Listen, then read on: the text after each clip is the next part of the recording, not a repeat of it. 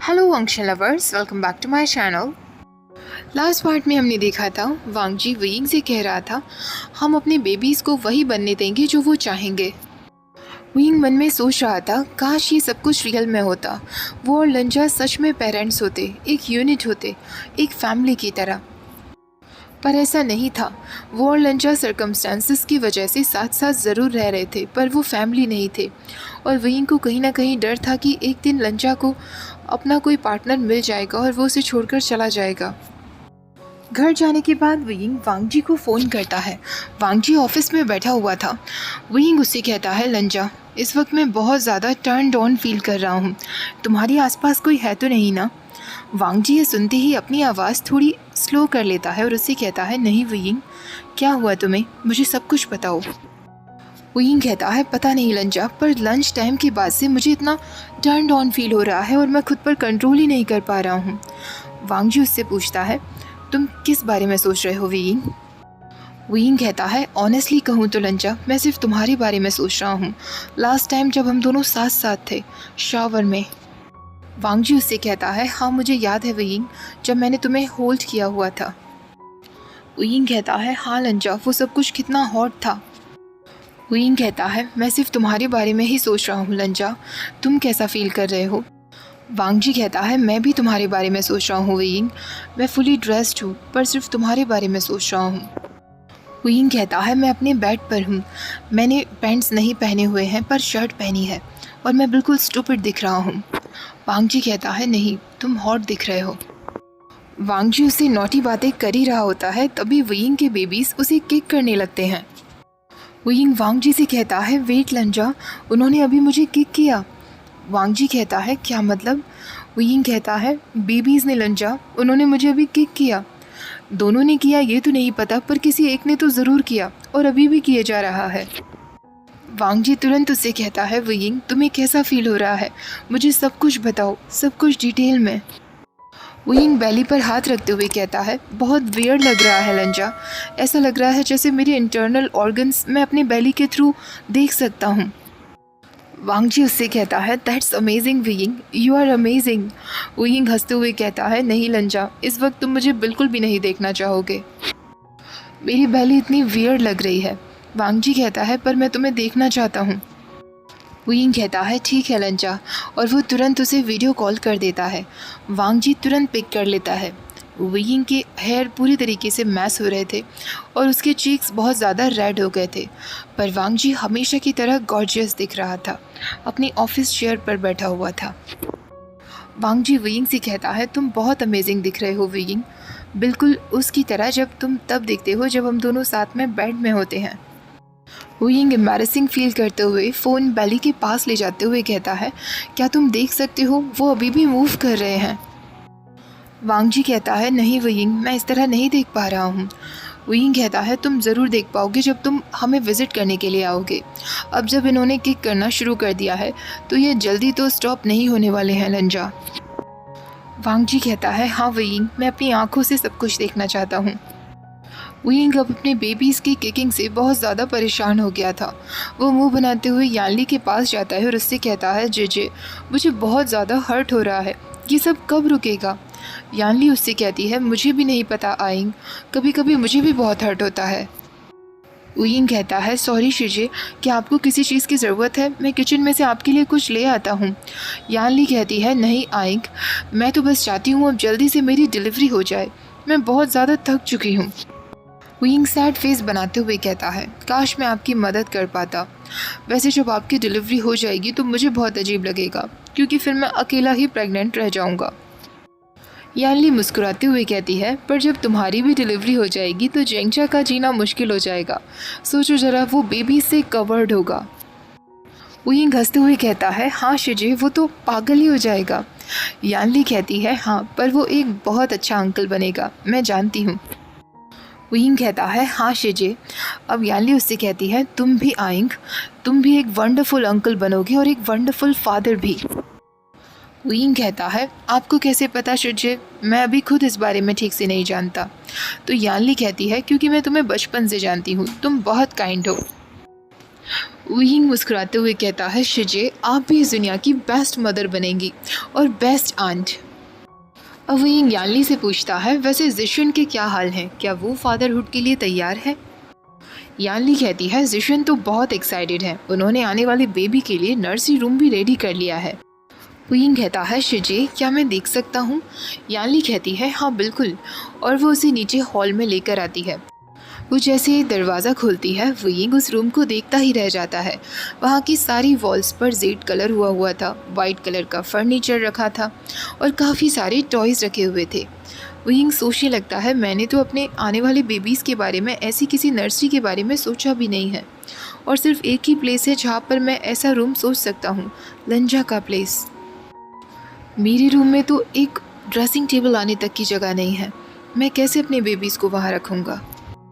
Wing ये सब सोच में पड़ ही जाता है। तभी यानली उससे कहती है, आइंग क्या हुआ तुम्हें? विंग कहता है, कुछ नहीं शिजे, मेरे पास बस ये सब के लिए कोई भी प्लेस ही नहीं है। यानली कहती है, क्या लंजा ने इस तरीके का कोई प्लेस नहीं खरीदा स्पेसिफिकली इसके लिए? विंग कहता है, हाँ शिजे, पर उसका प्लेस तो उसका ही है ना। यानली कहती है, मैं श्योर हूँ विंग कि उसने वो प्लेस तुम्हारे लिए ही बनवाया होगा, क्या उसने तुम्हें कीज़ नहीं दे दी हैं? विंग कहता है, हाँ वो मुझे कीज़ भी दे चुका है। अब यानली उसका हाथ पकड़ते हुए कहती है, आइंग मेरे पास आकर बैठो, लंजा एक बहुत अच्छा इंसान है, वो तुम्हें कभी भी तुम्हारे बेबीज़ के साथ अकेला नहीं छोड़ेगा। उसने एक ऐसा प्लेस खरीदा जिसमें 3 बेडरूम्स थे। क्या इसका मतलब तुम्हें समझ नहीं आया? शायद उसने एक रूम नर्सरी के लिए खरीदा है, एक रूम अपने लिए खरीदा है और तीसरा रूम वो उसने तुम्हारे लिए खरीदा है। विंग कहता है, शिजे मैंने तो ऐसा कभी सोचा ही नहीं था। अब वो यानली से कहता है, मैं आपको कुछ बताना चाहता हूँ शिजे। यानली कहती है, क्या बताना चाहते हो आइंग? विंग कहता है, हम दोनों साथ सोते हैं शिजे, मेरा मतलब है हम दोनों साथ में इंटीमेट होते हैं। यानली कहती है, तुम प्रेगनेंसी में भी इंटीमेट हो रहे हो विंग, क्या ये डेंजरस नहीं है? विंग कहता है, मैंने बुक्स में रीड किया है कि मैन के लिए इंटीमेट होना नॉर्मल है। यानली कहती है, इसका मतलब तुम और लंजा अब साथ साथ हो, तुमने कुछ कहा क्यों नहीं? विंग कहता है, नहीं शिजे आप समझ नहीं रही हैं, हम दोनों साथ साथ नहीं हैं, हम बस इंटीमेट होते हैं। यानली उससे कहती है, आइंग क्या तुम्हें लगता है कि ये सही आइडिया है? विंग कहता है, क्या मतलब? यानली कहती है, लंजा के साथ सोना, क्या इससे तुम दोनों कंफ्यूज नहीं हो जाओगे अपनी फीलिंग्स को लेकर? विंग एम्बैरसिंग फील करते हुए कहता है, आई एम सॉरी शिजे, मैं आपको ये सब बता रहा हूँ और आपको सुनना पड़ रहा है, मुझे आपको ये सब नहीं कहना चाहिए। यानली उससे कहती है, मुझे सब कुछ बताओ आइंग। विंग कहता है, शिजे लंजा के साथ सेक्स करना मेरी लाइफ का बेस्ट सेक्स है, मैं आपको कैसे बताऊँ, मैं वर्ड्स में कह भी नहीं सकता। यानली अपनी बड़ी बड़ी आँखों से देखती है और विंग से कहती है, क्या ये हार्मोन्स की वजह से हो सकता है? विंग कहता है, मैं नहीं जानता शिजे, फर्स्ट टाइम जब हम दोनों इंटीमेट हुए थे उसके बाद तो आपको पता है ना। यानली कहती है, हाँ पता है, तुम प्रेग्नेंट हो गए थे। विंग कहता है, हाँ शिजे, वो भी बहुत अमेजिंग था, शायद ये सब सिर्फ लंचा के साथ ही है। यानली अब उससे कहती है, आइंग क्या तुम उसे पसंद करते हो? विंग कहता है, ऑफ कोर्स मैं उसे पसंद करता हूँ, वो है ही इतना ग्रेट। यानली कहती है, मेरे कहने का मतलब है क्या तुम उसे रोमांटिकली पसंद करते हो? विंग एक गहरी सांस लेते हुए कहता है, मैं नहीं जानता शिजे, पर मन में वो सोच रहा था वो लंजा को बहुत पसंद करता है, वो उसे इतना पसंद करता है कि ये बात से उसे डर लगता है, क्योंकि ये उस पैरामीटर्स में नहीं था जो उन्होंने सेट किए थे। उन्होंने शुरुआत में ही क्लियर कर लिया था कि वो लोग सिर्फ सेक्स कर रहे हैं जिनमें कोई फीलिंग्स नहीं होंगी, क्योंकि सेक्स कन्वीनियंट होता है। यानली एक बार फिर विंग से पूछती है, क्या तुम श्योर हो? विंग कहता है, नहीं शिजे, मैं श्योर नहीं हूँ। यानली कहती है, जहाँ तक मुझे लगता है वो तुम्हें पसंद करता है। विंग कहता है, नहीं शिजे, वो बस बेबीज़ की परवाह करता है, इसलिए वो मेरी भी परवाह करता है। यानली फिर उससे पूछती है, क्या तुम श्योर हो इस बारे में? विंग कहता है, आपको उसे तब देखना चाहिए था जब मेरा अल्ट्रासाउंड हुआ था, वो बेबीज़ को लेकर बहुत एक्साइटेड था, मैं श्योर हूँ कि वो डेफिनेटली मेरे लिए कोई फीलिंग्स नहीं रखता होगा। यानली उसके बाद कुछ नहीं कहती और विंग बेचारा सैड फेस लिए बैठा हुआ था। वो 6 मंथ प्रेग्नेंट है और अपने बेबीज़ के फादर को पसंद करता है, पर वो ये बात उन्हें नहीं बता सकता। पर विंग और कर भी क्या सकता था? वो लंजा के पास जाकर ये तो नहीं कह सकता था ना, मुझे तुम्हारे लिए स्लोली फीलिंग्स डेवलप होने लगी हैं। मैं प्रिटी श्योर हूँ कि एक दिन तुम्हें कोई और मिल जाएगा, एक रियल पर्सन जिसके साथ तुम हो जाओगे और मेरा दिल तोड़ दोगे। पर मैं तुमसे पूरी तरीके से रिश्ता ख़त्म नहीं कर पाऊँगा, क्योंकि मेरे बच्चों के पिता तुम हो और मुझे उस दूसरे पर्सन को भी अपनी लाइफ में एक्सेप्ट करना होगा। ये सब चीज़ें विंग के दिमाग में थी, लेकिन जब वो वांग जी से बेबी के लिए नर्सरी का आइडिया रखता है तो वांग जी को वो आइडिया बहुत पसंद आता है और वो बहुत एक्साइटेड हो जाता है। वो विंग से कहता है, हम कल ही शॉपिंग करने के लिए चलेंगे विंग। मेरे पास ऑलरेडी आइडिया है कि नर्सरी रूम किस तरीके का दिखना चाहिए। विंग कहता है, तुम्हारे पास ऑलरेडी आइडिया है? वांग जी कहता है, हाँ, मैं काफ़ी टाइम से सोच रहा था। मैं सोच रहा था क्यों ना हम उस रूम में लाइट ब्लू कलर की वॉल्स करवा दें, वो काफ़ी पीसफुल कलर होता है। विंग कहता है, हाँ लंजा, वो काफ़ी अच्छी लगेंगी। और वो मन में सोचता है, मुझे पता है ये कलर तुम्हारा फेवरेट है और वैसे भी तुम इस कलर में काफ़ी हॉट भी दिखते हो। वो अब वांग जी से कहता है, फर्नीचर्स किस कलर का हम करवाने वाले हैं? वांग जी कहता है, फर्नीचर्स डार्क वुड कलर में होगा। विंग अब वांग जी से पूछता है, तुम्हारे पास और क्या क्या आइडिया हैं? वांग जी कहता है, मैं एक रग लेने की भी सोच रहा था, वो हमारे बेबीज़ के रूम में बहुत अच्छा लगेगा। विंग कहता है, हाँ लंजा, तो सैटरडे को हम पक्का शॉपिंग के लिए चलते हैं। वांग जी कहता है, ओके विंग, मैं इंतज़ार करूँगा। फ्राइडे नाइट को विंग बहुत एक्साइटेड था। वो लंजा के प्लेस पर जाने के लिए एक्साइटेड था। वो दोनों साथ में डिसाइड करने वाले थे कि उन तीनों में से कौन सा रूम बेबीज़ की नर्सरी के लिए ठीक रहेगा। वो ये सब सोच ही रहा था, अचानक से म्याम्या उसके सामने आ जाती है और उससे कहती है, तुम किस बात को लेकर इतना एक्साइटेड हो? म्याम्या को अचानक अपने सामने देखकर विंग अपना हाथ अपनी चेस्ट पर रखता है और उससे कहता है, ओ माय गॉड म्याम्या, क्या तुम्हें सेंस नहीं है? एक प्रेग्नेंट मैन को इस तरह डराना नहीं चाहिए। मेरे बेबीज़ के लिए ये ठीक नहीं है। म्याम्या कहती है, हाँ तुमने ठीक कहा, पर ऑल द टाइम शांत से बैठे रहना, ये भी तो कितना एग्जॉस्टिंग होता होगा। वैसे तुम किस बारे में सोचकर इतने ज़्यादा एक्साइटेड हो? विंग मुस्कुराते हुए कहता है, मैं और लंजा बेबीज़ के नर्सरी रूम की प्लानिंग कर रहे हैं। म्याम्या कहती है, वाओ दैट्स ऑसम।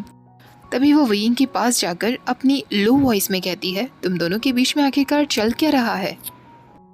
विंग कहता है, ऐसा कुछ नहीं है, हम दोनों बस साथ में पेरेंटिंग करने वाले हैं, इसलिए पहले से प्लानिंग कर रहे हैं। म्याम्या कहती है, चलो ठीक है, मैं तुम्हें एक लिस्ट बनाकर देती हूँ जो तुम्हें बेबीज़ के बहुत काम आएंगे। म्याम्या एक बहुत बड़ी सी लिस्ट बना देती है और विंग को दे देती है।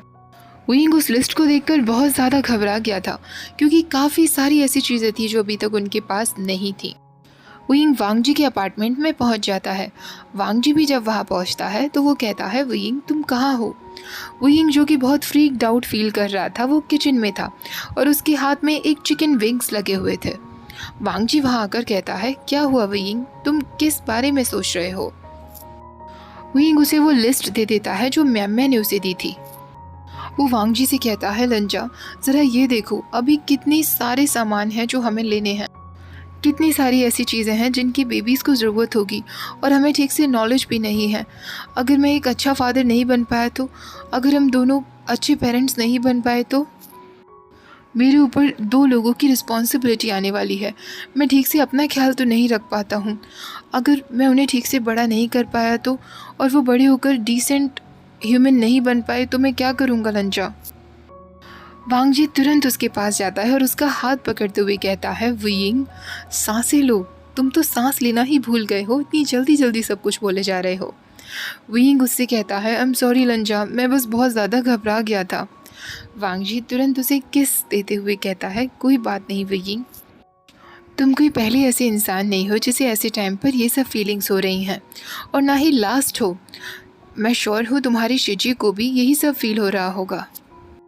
विंग कहता है, नहीं लंजा, शिजी तो बिल्कुल परफेक्ट हैं, उन्हें किसी भी चीज़ की परवाह करने की ज़रूरत नहीं होगी। वो तो मैं ही हूँ बस जो छोटी छोटी चीज़ों में गड़बड़ करता हूँ। वांग जी उसका हाथ पकड़ते हुए कहता है, विंग कोई भी परफेक्ट नहीं होता, मेरे साथ चलो। ऐसा कहकर वो उसे लिविंग रूम में लेकर आता है। वो दोनों काउच पर एक दूसरे को फेस टू फेस किए हुए बैठ जाते हैं। वांग जी वियिंग के दोनों हाथों को पकड़ते हुए कहता है, तुम एक बहुत अच्छे फादर बनोगे, तुम फेल नहीं होगे वियिंग। मुझे पता है हम दोनों एक दूसरे को ज़्यादा समय से नहीं जानते हैं, पर मैं इतना तो जान गया हूँ कि तुम एक वंडरफुल पर्सन हो, काइंड हार्टेड मैन हो, और तुम एक बहुत अच्छे फादर बनोगे। वियिंग कहता है, शुजी ने भी ऐसा ही कहा था, पर कोई भी नहीं जानता कि कौन कैसा पेरेंट बनने वाला है। लंजा कहता है, हाँ ये भी सही है। क्या तुम्हें मुझ पर भी विश्वास नहीं है? क्या तुम्हें लगता है कि मैं एक अच्छा फादर नहीं बन पाऊँगा? वियिंग कहता है, ऑफ कोर्स लंजा, तुम तो बेस्ट फादर बनोगे। वांग जी कहता है, अच्छा, और तुम्हें ये कैसे पता? वियिंग कहता है, क्योंकि मैं जानता हूँ, मैं तुम्हें बहुत अच्छे से जानता हूँ। वांग जी कहता है, इसी तरह मैंने तुम्हारे लिए कहा वियिंग। ये सुनकर वियिंग के फेस पर एक बहुत ही प्यारी सी स्माइल आ जाती है और वो वांग जी को देखकर सोचने लगता है, मैं अभी के अभी उसे किस करना चाहता हूँ, वो इतना अच्छा क्यों है। वो वांग जी के मुंह पर कह भी देता है, लंजा तुम मेरे साथ इतने अच्छे क्यों हो? वांग जी कहता है, क्योंकि तुम बहुत अच्छे हो। वियिंग उससे कहता है, सॉरी लंजा, आज फ्राइडे नाइट थी और फ्राइडे नाइट अक्सर हमारा एक हॉट सेशन चलता है, मैंने सब कुछ बिगाड़ दिया ना। वांग जी कहता है, बिल्कुल नहीं वियिंग, अभी पूरी रात पड़ी है और तुम आज रात यहीं रुकने वाले हो। हम अच्छे से डिसाइड कर सकते हैं कि आज रात हम क्या क्या करने वाले हैं, पर उससे पहले मैं तुम्हारे लिए डिनर बनाऊंगा। डिनर का टाइम हो गया है वियिंग। वियिंग हंसते हुए कहता है, ऑफ कोर्स लंजा। ओके गाइस, आज का पार्ट यहीं ख़त्म करते हैं। वीडियो पसंद आया हो तो प्लीज़ वीडियो को लाइक शेयर, चैनल को सब्सक्राइब करना मत भूलिएगा। Thank you for watching, bye bye.